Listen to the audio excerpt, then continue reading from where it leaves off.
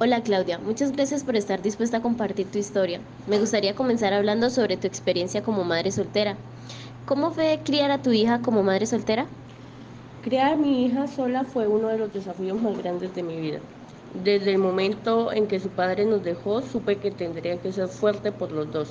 Hubo muchos momentos de soledad y miedo, pero también me llenaba de orgullo ver cómo crecía y cómo lograba salir adelante a pesar de las dificultades. ¿Qué sentiste al enfrentar la responsabilidad de la crianza sin el apoyo del esposo? Al principio sentí una mezcla de pánico y determinación. Sabía que no podía permitirme flaquear porque mi hija dependía de mí. A veces me sentía abrumada, pero el amor que sentía por ella me daba fuerzas para seguir adelante. Siempre tuve claro que, aunque estaba sola, tenía que ser su guía y su aporte. ¿Hubo algún momento en particular que sientas que fue el más difícil en tu rol como madre? Recuerdo un tiempo en que mi hija comenzó a mostrar conductas muy rebeldes, pues era adolescente y parecía que todo lo que yo decía o hacía estaba mal para ella. Fue un periodo muy tenso, porque me sentía incapaz de manejar la situación. Me preocupaba que todo lo que había hecho hasta ese momento no hubiera sido suficiente. Ese fue sin duda uno de los momentos más difíciles para mí. ¿Cómo manejaste las conductas difíciles de tu hija? Hubo ocasiones en que me sentí perdida, sin saber cómo manejar su comportamiento. Al principio recurría a los castigos porque pensaba que era la única forma de controlar la situación. Ahora mirando atrás me doy cuenta que tal vez no fue la mejor manera de resolver los conflictos, pero en ese momento era lo único que conocía. ¿Qué tipo de castigos creías que eran necesarios en su momento? ¿Has cambiado de opinión con el tiempo? Usé castigos severos como quitarle privilegios o limitar sus salidas con amigos. En ese momento creía que era necesario ser estricta para que ella entendiera las consecuencias de sus actos. Con el tiempo y al ver cómo esos castigos afectaban nuestra relación, he cambiado de opinión. Ahora pienso que debería haber buscado formas de comunicación más abiertas y menos punitivas. ¿Cómo fue tu infancia? ¿Creciste en un entorno similar al que intentaste ofrecer a tu hija? Pues mi infancia no fue fácil.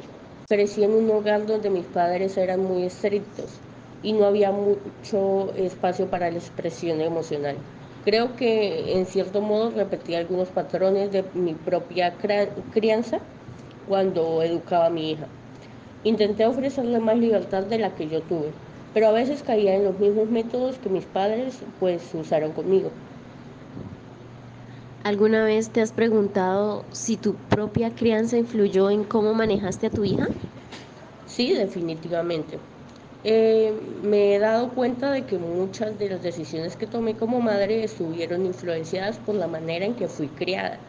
Aunque intenté ser diferente, había momentos en los que inconscientemente replicaba lo que aprendí en mi niñez. Es algo que he reflexionado mucho con los años. ¿Qué consejo le darías a otras madres que están en una situación similar a la tuya? Les diría que no tengan miedo de pedir ayuda. No se puede hacer todo sola y está bien reconocerlo.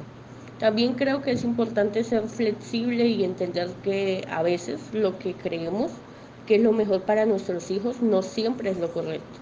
La comunicación abierta y el amor incondicional son totalmente fundamentales. ¿Crees que las circunstancias bajo las cuales criaste a tu hija influyeron en su comportamiento? ¿Y por qué? Sí, estoy convencida de que las circunstancias influyeron mucho.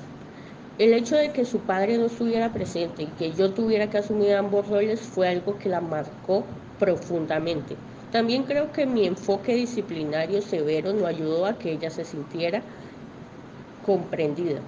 Esas experiencias moldearon su comportamiento y nuestra relación de una manera significativa.